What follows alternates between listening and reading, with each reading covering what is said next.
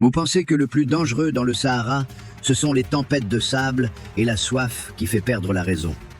Et que diriez-vous d'un marais verdoyant, grand comme un pays entier, qui bouge de lui-même et engloutit à jamais d'immenses navires? Aujourd'hui, nous allons naviguer sur le Nil. Vous verrez des rivières asséchées, enfouies profondément sous le sable brûlant, et de gigantesques murs de béton pour lesquels des hommes ont découpé des temples antiques en morceaux. Enfin, vous découvrirez une menace invisible, un océan salé qui empoisonne actuellement l'eau douce et s'empare lentement d'un pays tout entier, transformant les champs fertiles en un désert blanc et mort. Prêt à percer les mystères de l'Afrique? Notre voyage commence maintenant. Au XIXe siècle, plusieurs grandes expéditions sont parties explorer le cœur du continent africain pour résoudre la plus grande énigme géographique de l'époque. Ils voyaient ce fleuve majestueux en Égypte qui nourrissait toute une civilisation, mais personne ne comprenait d'où provenait une telle masse d'eau. Pendant des mois, les explorateurs ont progressé vers le sud, traversant des terres brûlées par le soleil où il ne tombait pas une goutte de pluie depuis des années. Le sable bloquait les mécanismes, les hommes perdaient la raison à cause des mirages et de la soif, tandis que les vivres s'épuisaient à vue d'œil. Plus ils s'enfonçaient dans le désert, plus l'eau aurait dû s'infiltrer dans le sol ou s'évaporer sous la chaleur accablante, mais le Nil continuait de couler avec une puissance incroyable. Son large lit ne s'asséchait pas, comme si ce grand fleuve était alimenté par une source invisible et inépuisable, cachée sous les dunes brûlantes. Les légendes locales racontaient que le fleuve prenait sa source dans un océan souterrain gigantesque, dissimulé aux yeux des hommes par les dieux, afin que personne ne puisse jamais contrôler la source de la vie. En Europe, on débattait très sérieusement de l'hypothèse selon laquelle le Nil serait alimenté par de mystérieuses mers intérieures africaines, absentes de toutes les cartes. Certains imaginaient même que le lit du fleuve possédait des propriétés magnétiques uniques, agissant comme un aspirateur géant capable d'extraire l'humidité directement de l'air brûlant. En réalité, la vérité était bien plus complexe que ces mythes. Le Nil survit au désert grâce à un système de double alimentation unique, fonctionnant comme une pompe naturelle titanesque. Le fleuve naît de l'union de deux branches, le Nil blanc et le Nil bleu. Le Nil blanc prend sa source à l'équateur, dans la région des Grands Lacs. Il coule lentement, assurant un débit de base stable toute l'année. Mais le secret de sa survie lors de la fournaise estivale réside dans le Nil bleu. Il naît sur les hauts plateaux d'Éthiopie, où s'abattent chaque été de puissantes pluies de mousson. L'eau frappe les montagnes avec une telle force qu'elle devient un torrent déchaîné, transportant des millions de mètres cubes d'eau vers le désert. Cette impulsion saisonnière est si puissante qu'elle traverse le Sahara de part en part, comme une lance d'incendie, ne laissant aucune chance au soleil d'évaporer toute l'eau. Pourtant, avant que ces deux courants ne s'unissent, l'un d'eux doit traverser un lieu redoutable qui a failli devenir le tombeau du fleuve lui-même. En 1839, une immense flottille envoyée par le souverain d'Égypte tenta de remonter jusqu'aux sources, mais se heurta à un obstacle absolument infranchissable. Sur le territoire de l'actuel Soudan du Sud, le lit du fleuve a soudainement disparu, s'évanouissant sans laisser de traces dans une mer infinie de roseaux et de papyrus géants. Des dizaines de navires se sont retrouvés piégés, prisonniers d'un labyrinthe mouvant d'îles flottantes impénétrables.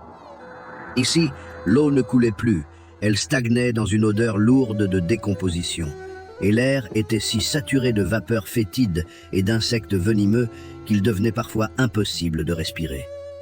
Les équipages ont erré des semaines entières dans ce marais sans fin, luttant désespérément pour retrouver le chemin principal. De nombreux navires massifs y sont restés pour toujours, broyés par une biomasse vivante qui semblait douée de mouvement et changeait de position chaque jour. Pendant longtemps, les marins ont cru que ce lieu était maudit, marquant la limite sacrée du monde connu, au-delà de laquelle l'homme n'était plus le bienvenu. Autour des feux de camp, on racontait des histoires terrifiantes sur des créatures préhistoriques cachées dans les eaux sombres. Beaucoup pensaient même que le marais possédait une intelligence primitive et malveillante, qu'il déplaçait volontairement ses hydroseaux tranchants pour égarer les intrus et les garder prisonniers à jamais dans ses entrailles vertes et silencieuses. Ce lieu sinistre s'appelle le Sud. C'est l'un des plus grands marécages d'eau douce de la planète, vaste comme un pays européen. Quand le Nil blanc arrive ici, il perd ses rives et se répand sans contrôle sur une immense plaine parfaitement plate. Sous le soleil équatorial brûlant, près de la moitié des eaux du fleuve s'évaporent simplement dans l'atmosphère à cause du débit extrêmement ralenti. Pourtant, le SUD joue le rôle d'une éponge naturelle indispensable. Durant la saison des pluies, il absorbe l'excédent d'eau, protégeant ainsi d'inondations fatales toutes les populations situées plus en aval. Pendant les périodes de sécheresse extrême, ce labyrinthe vert restitue lentement l'humidité accumulée, sauvant ainsi la vie du fleuve. La végétation y est si dense qu'elle crée son propre microclimat. L'ombre des papyrus refroidit la surface, empêchant l'eau de bouillir sous le soleil. Mais si au sud, le fleuve se cache dans des dédales de verdure, au nord, il dissimule sous d'épaisses couches de sable les traces de catastrophes antiques qui ont laissé des cicatrices indélébiles dans le socle rocheux du continent. À la fin du XXe siècle, des scientifiques ont braqué sur le Sahara des satellites de haute technologie équipés de radars à pénétration de sol.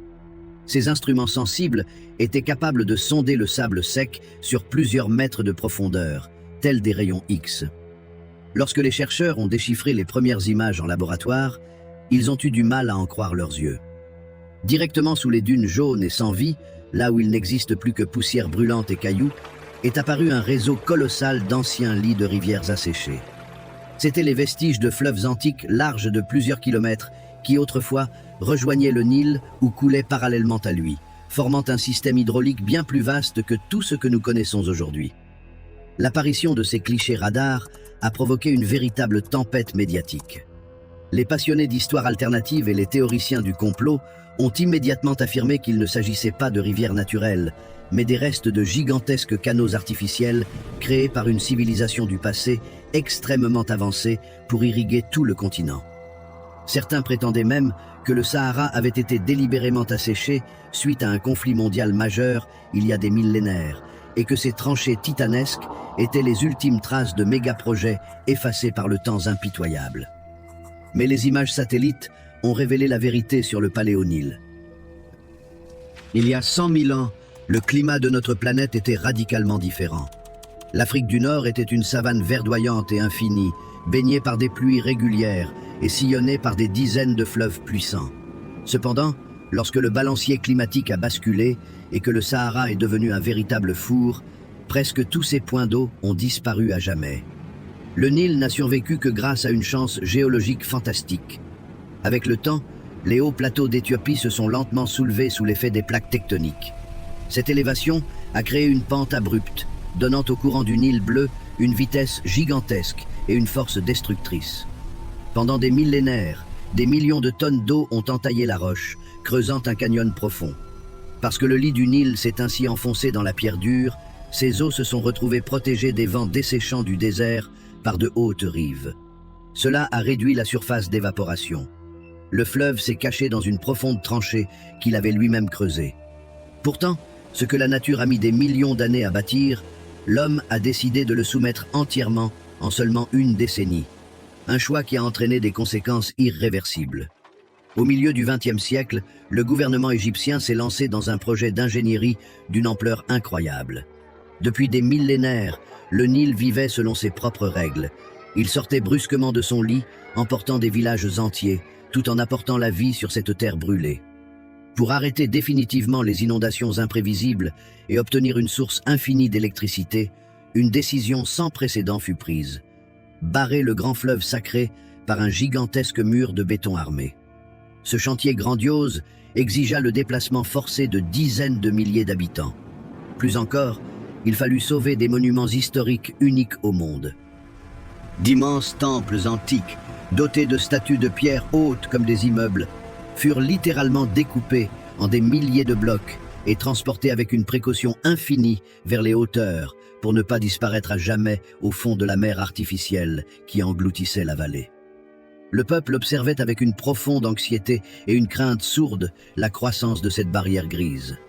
Dans les villages reculés, on murmurait que barrer le fleuve sacré irriterait la nature et les forces anciennes qui gouvernaient ces eaux depuis toujours. Les gens craignaient sincèrement que l'arrêt forcé du pouls du fleuve ne fasse perdre à la terre sa force vitale originelle. Des rumeurs sombres circulaient. L'eau stagnerait, deviendrait toxique, et la vallée autrefois florissante se transformerait en un désert blanc et maudit où aucune plante ne pourrait plus survivre. Ce projet colossal, le haut barrage d'Assouan fut un triomphe technique absolu pour l'époque. Derrière le béton se forma un réservoir de près de 500 km de long. Le pays obtint une énergie bon marché et oublia enfin les crues dévastatrices, comme les famines. Mais en retenant les eaux, le barrage stoppa aussi net quelque chose d'essentiel, le célèbre limon du Nil. Durant des millénaires, le flot impétueux avait transporté depuis les montagnes d'Éthiopie des millions de tonnes d'une terre noire et riche en minéraux. Ce limon précieux se déposait alors sur les champs, agissant comme un engrais naturel surpuissant et totalement gratuit. Désormais, tout ce chargement inestimable s'accumule année après année au fond du réservoir, incapable de franchir le barrage.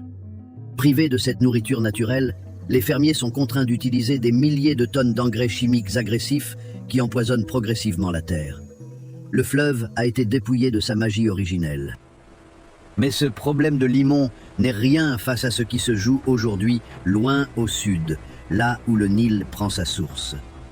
Il y a quelques années, sur les images satellites récentes de l'Éthiopie, une nouvelle structure massive a forcé les pays voisins à tirer la sonnette d'alarme au plus haut niveau.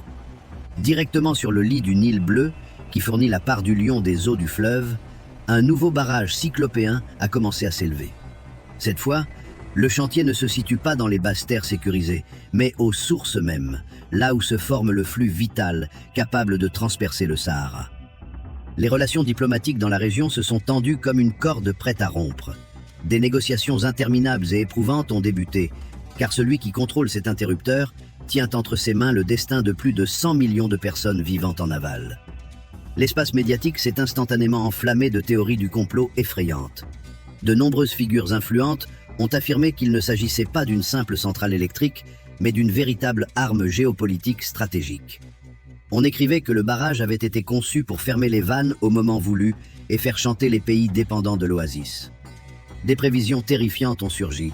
Si les Éthiopiens remplissent leur réservoir trop vite, le lit du Nil pourrait s'assécher en quelques mois seulement, révélant un limon craquelé, transformant la fierté de l'Afrique en une lamentable chaîne de mares fétides et mourantes. Cette construction colossale est connue sous le nom de Grand Barrage de la Renaissance éthiopienne. Par conception, c'est un projet hydroélectrique ambitieux destiné à sortir des millions de personnes de la pauvreté. Cependant, le problème majeur réside dans la physique implacable du processus. Pour que les turbines tournent, il faut remplir un réservoir de la taille d'une petite mer, soit des dizaines de kilomètres cubes d'eau. Tant que cette eau s'accumule durant des années sur les hauts plateaux, elle ne peut physiquement pas atteindre l'Égypte. De plus, un tel lac artificiel sous un soleil de plomb signifie que chaque année, des millions de tonnes d'eau s'évaporeront simplement, disparaissant du bilan du fleuve. Les ingénieurs promettent un remplissage lent, mais le changement climatique rend les pluies imprévisibles. En conséquence, le volume d'eau douce traversant le Sahara diminue rapidement, déclenchant une réaction en chaîne fatale au bout du voyage. Au cours des dernières décennies, les fermiers vivant dans le delta du Nil ont été confrontés à un phénomène terrifiant. Leurs riches récoltes meurent subitement sur pied et la terre, qui a nourri des empires entiers, se couvre désormais d'une épaisse pellicule blanche. Lorsqu'ils tentent de boire l'eau de leur vieux puits habituel, ils la recrachent avec horreur. L'eau est devenue insupportablement amère et salée. Cette salinisation massive transforme les champs fertiles en véritables déserts de sel. C'est une tragédie environnementale qui menace désormais la sécurité alimentaire de toute la région. La terre fertile a commencé à s'effriter en poussière entre les mains, tandis que les contours du littoral se modifiaient de manière visible. On aurait dit qu'une force immense et invisible grignotait lentement, centimètre par centimètre, des pans de terre verdoyantes pour les engloutir sous les eaux froides. Inquiets, les habitants se sont mis à murmurer que la mer Méditerranée avait été empoisonnée par les usines et que cette eau vengeresse détruisait désormais leurs champs. D'autres croyaient sérieusement que la terre antique s'affaissait sous le poids démesuré des mégapoles modernes. Selon eux, des cavités géantes s'étaient formées sous les villes, et l'eau de mer s'engouffrait avidement dans ces vides par le sous-sol. Ce processus destructeur est connu sous le nom d'intrusion saline, conséquence directe de notre intervention brutale dans la vie du fleuve. Le delta du Nil est une terre bâtie durant des millénaires grâce au limon éthiopien. Ce limon précieux repoussait constamment la mer, mais après la construction de ces barrages de béton, ce matériau vital n'arrive plus. Privé de sédiments, le delta s'affaisse et s'érode inexorablement sous les vagues. Parallèlement, le niveau des océans s'élève à cause du réchauffement climatique global. En conséquence, les eaux salées lancent une offensive agressive. Elles pénètrent profondément les terres, empoisonnant les nappes phréatiques. La terre se gorge de sel corrosif, rendant impossible toute culture, et les puits deviennent toxiques. Le fleuve perd sa force à la fin de son voyage, désormais incapable de contenir la poussée de l'océan. C'est un équilibre millénaire qui s'effondre sous nos yeux, menaçant la survie même de millions d'Égyptiens. Le berceau de l'humanité se transforme peu à peu en un marécage salé et aride, vestige tragique d'un passé autrefois glorieux. Et la mer, lentement, mais de manière absolument inéluctable, engloutit l'un des territoires les plus fertiles et les plus anciens de notre planète. Ensemble, nous avons parcouru un chemin incroyable. Nous avons contemplé les cascades rugissantes des hauts plateaux éthiopiens et le labyrinthe verdoyant du sud, là où le temps s'arrête. Nous sommes descendus vers d'anciens radars dans les sables brûlants du Sahara. Nous avons vu des montagnes de béton obstruer les artères de la planète, et nous avons observé l'océan ronger lentement le littoral avec son sel. Pendant des siècles, le Nil n'a survécu à cet enfer thermique que grâce à un équilibre naturel complexe, réglé avec une précision d'orfèvre. Il a été sauvé par de puissantes pluies saisonnières et un lit de pierre profond, sculpté par les millénaires. Mais le monde moderne s'est révélé bien plus complexe. Nous sommes fiers d'avoir appris à ériger des murs de béton gigantesques, capables d'arrêter en quelques secondes la puissance des siècles. Nous pensons avoir dompté les éléments. Pourtant, chaque intervention de ce type brise brutalement un équilibre naturel fragile. Une seule décision prise dans des bureaux transforme des oasis millénaires et florissantes en étendues salines et sans vie. Nous modifions la carte physique de notre planète bien plus vite que nous ne parvenons à réaliser le véritable prix de nos actions, et l'histoire du grand fleuve d'Afrique en est la preuve la plus éclatante et la plus effrayante. Si ces mystères vous plaisent, abonnez-vous et likez la vidéo. D'autres histoires arrivent pour changer votre vision du monde. À bientôt!